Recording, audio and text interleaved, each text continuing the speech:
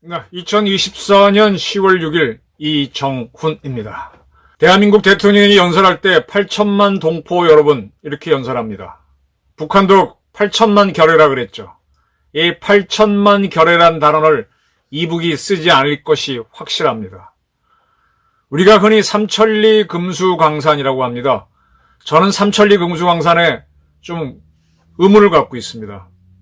대한제국 때인가 조선 말에는요 사천리라고 그랬습니다. 그게 왜 천리가 줄었는지 조금 이해가 안 되는데 어쨌든 이 삼천리 금수광산은 이북도 써오던 말인데 이 삼천리 금수광산은 쓸 수 있겠지만 삼천리란 단어를 쓰지 않겠다 이렇게 예상이 됩니다. 왜냐하면은 이 방송이 10월 7일 날 나갈 겁니다. 10월 7일 북한은 최고인민회의를 엽니다. 우리로 얘기하면 국회를 여는 거죠. 여기에서 헌법을 개정할 걸로 보입니다. 헌법을 개정하면서 그 안에 국경선을 새로 정할 걸로 보입니다. 지금 우리나라 헌법은 한반도와 부속도서를 대한민국의 영토로 한다라고 돼 있는데 북한의 헌법은 한반도와 부속도서와 유사한 표현은 없습니다. 그래서 자기들이 생각하는 자기네 영토를, 영해를, 밝히는 조항을 넣을 것으로 보입니다. 그리고 또 하나가 이제 서해하고 동해에 NLL, 북방한계선이라는 게 있습니다. 이 북방한계선은 제가 가장 쉽게 설명을 하는 사람이었어요. 그 전에 해군이나 뭐 정치학자 되게 어렵게 설명했는데 6.25 전쟁 말기에 미군이 유엔군의 주력이죠. 근데 그 유엔군 사령부 역할을 한 게 지금은 이제 아시아 태평양에 있는 미군 사령부는 인도 태평양 사령부인데 당시에는 태평양 사령부하고 극동 사령부 두 개가 있었습니다. 극동 사령부가 우리하고 한반도를 관할했어요.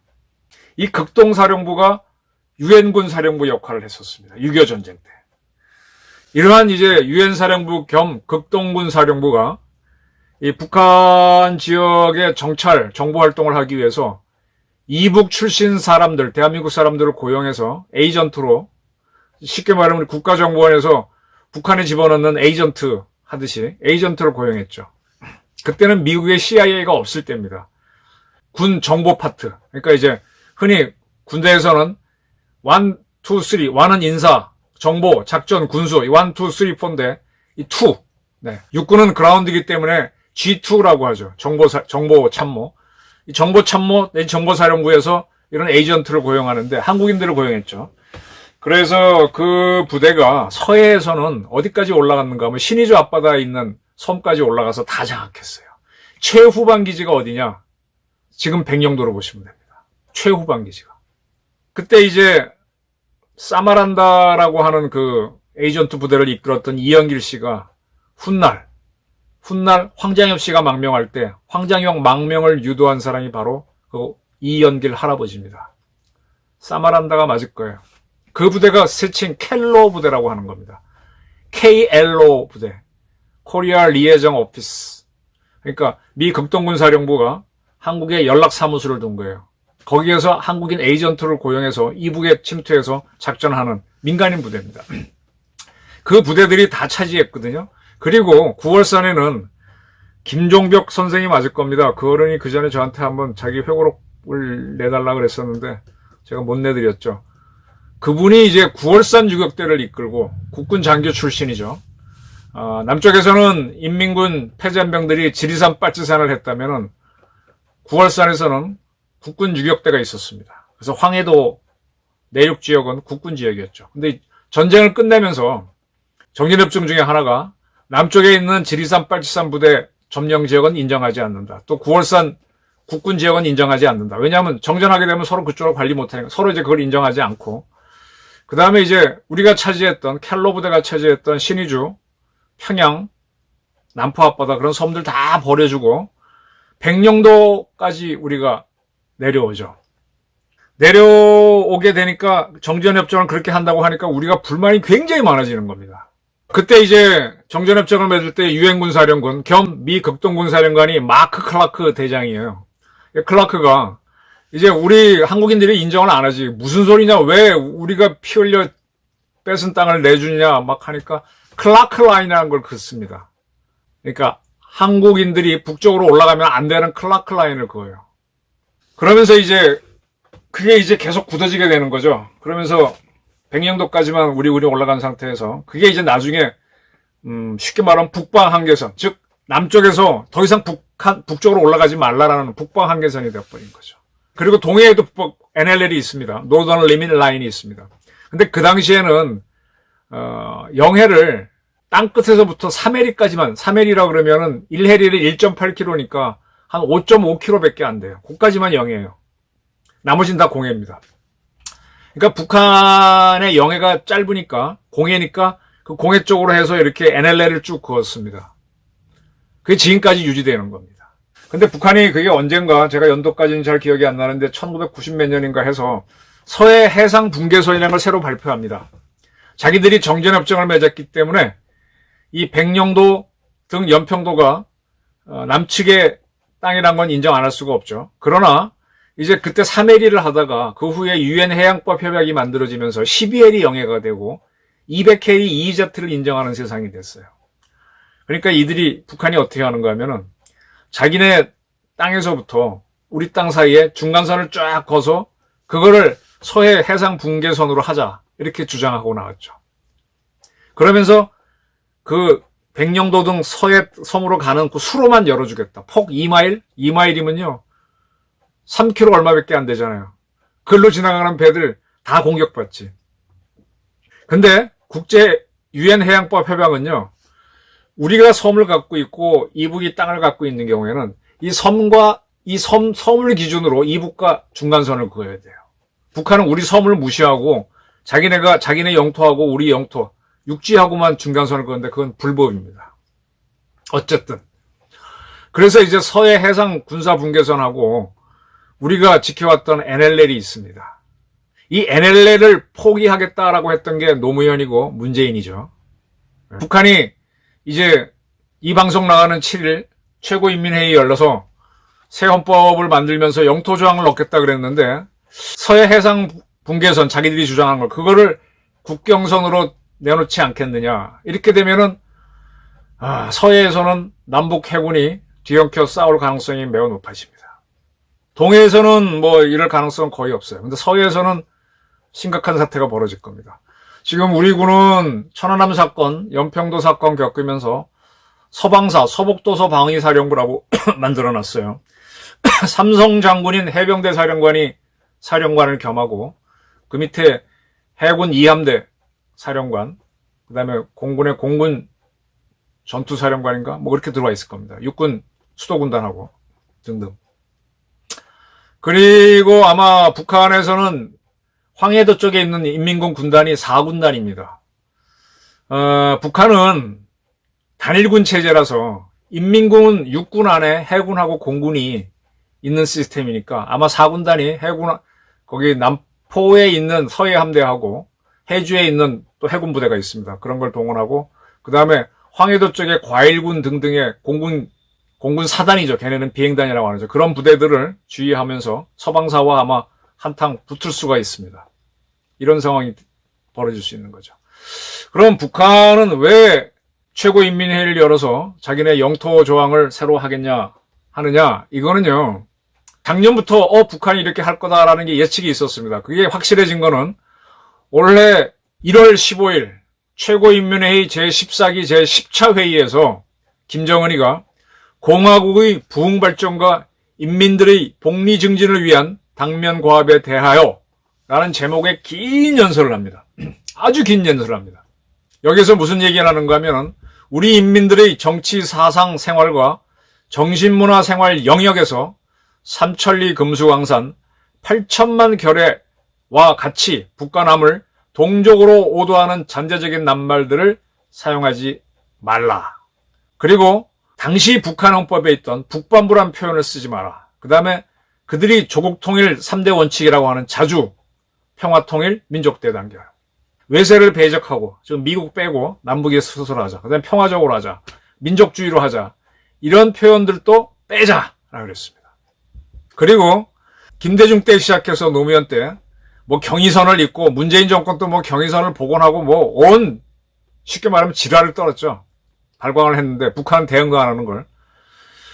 북남 교류 협력의 상징으로 존재하던 경의선의 북측 구간들을 회복 불가능한 수준으로 물리적으로 완전히 끊어놓아라 라고 했습니다. 접경지역에서의 북남 연계 조건들을 철저히 분리하라 라고 했습니다. 경의선, 동해선 있는다고 문재인 정부도 쇼를 하고 노무현 정부도 쇼를 했었는데 문재인 정부는 진짜로 쇼를 했죠. 이제 완전히 다 차단하고 별도의 국가로 가겠다는 겁니다.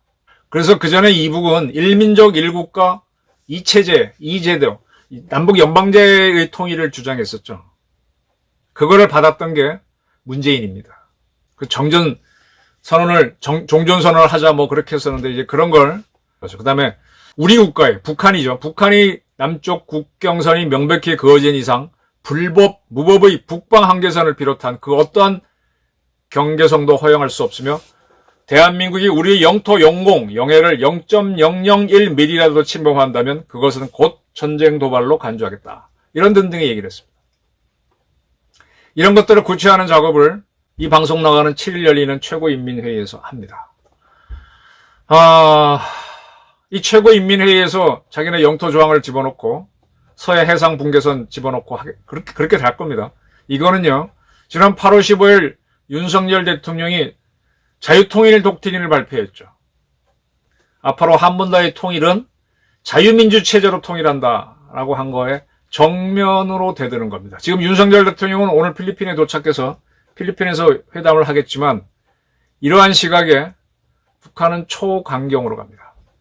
자, 이런 북한의 이 작태는 무엇인가 하면은 이제 흔히 임종석이라고 하는 주사파가 남북 관계를 별도 국가로 가자라고 9월 19일 날 주장했죠. 이제 그런 것들이 다 터져 나오는 겁니다.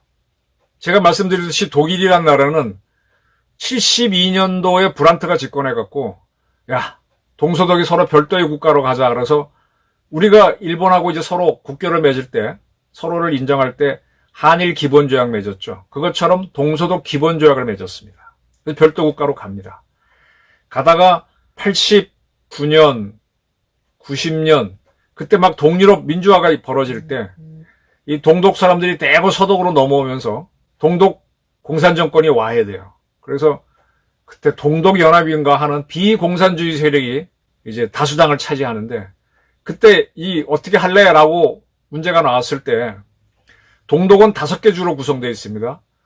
이 5개 주가 중앙정부랑 상관없이 별도로 서독연방에 들어가겠다라고 하면서 통일이 됐습니다.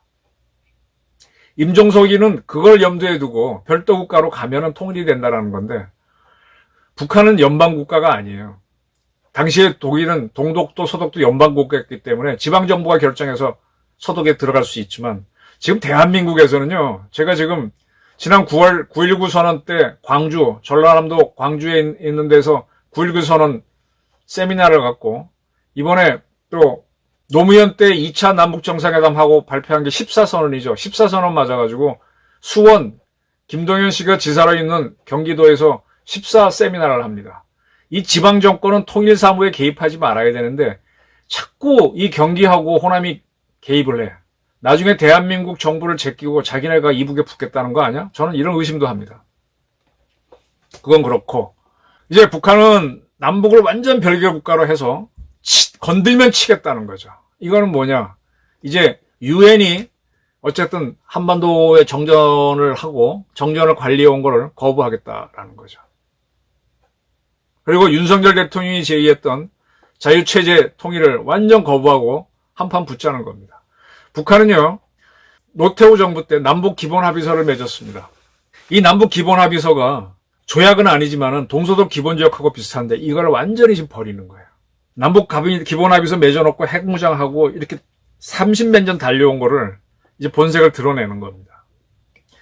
제가 앞선 방송에서도 이스라엘이 이란에 나탄즈를 치려고 하는데 윤석열 대통령은 북한의 영변을 때릴 배짱이 있느냐 자꾸 질의를 하는 거는 이런 사태가 예견됐기 때문입니다. 이제 북한은 7차 핵실험도 할 수도 있고요. 뭐 핵이 있으니까 이제 기고만장할 겁니다. 압박을 가할 겁니다. 러시아를 믿고. 그래서 제가 이제 계속 반복해서 하는 게 지금 우크라이나에 대한민국 무기를 줘라. 그래야 우리 K방산 수출도 잘 되고 우리 정신적인 무장도 올라간다는 건데 윤 정부가 아직도 못하고 있어요. 참 답답해요. 자, 윤 대통령 필리핀 가 있는데 이북은 초강경으로 나올 겁니다. 이제 윤 대통령도 또 우리 안보실도 이제 북한이 적대감을 이제 바로 0.01mm만 들어와도 전쟁으로 간주한다 그랬으니 이제 남북은 바로 탁탁 할 수 있는 걸로 갑니다. 얻어맞고 치다 보면 정신없을 거예요. 그 시작이 지금 똥풍선, 오물풍선 24번째 날라온 동안 대한민국 하나도 못 막았죠. 저걸 자꾸 허용하는 게 우리를 우습게 보게끔 만드는 거예요. 안보 위기가 옵니다. 이 안보 위기가 오면은요, 이스라엘처럼 역전을 시키면 아주 호기가 될 수도 있습니다. 이 호기를 잡으려면 용기하고 지혜가 필요합니다. 저는 지금 지혜 부분은 찾아내고 우선 용기를 내자는 주장을 자꾸 하고 있는데 아직은 먹히지 않습니다. 자, 북한이 헌법을 개정해서 영토 주장을 합니다. 그리고 북한은 그때 김정은이 연설할 때도 남반부 애들이 뭐라고 하게 되면 대한민국을 완전 평정하라 그랬어요. 완정하라 그랬습니다. 전쟁이 나면 남반부를 다 쓸어버려라 그랬습니다. 이거는 과거 우리도 작전계획 5027 최신판을 만들 때 북한의 도발로 전쟁이 나게 되면 북한을 소멸시킨다. 그런 목표를 잡은 적이 있는데 똑같이 나오는 겁니다. 남북관계는 경색될 것이고 7차 핵실험이 다가옵니다. 7차 핵심을 앞두고 있을 때 북한 핵 미사일 과학자들 핸드폰이 일제히 터져나가는 사태가 벌어지면 어떨까요? 김정은이 폼 잡고 있는데 그 책상 밑에서 뭐가 빵 터져서 김정은이 폭사하는 장면이 나오면 어떨까요? 모사드는 합니다. 대한민국 국정원은 못하나요? 네. 남북관계 유의해서 봐주시기 바랍니다. 감사합니다.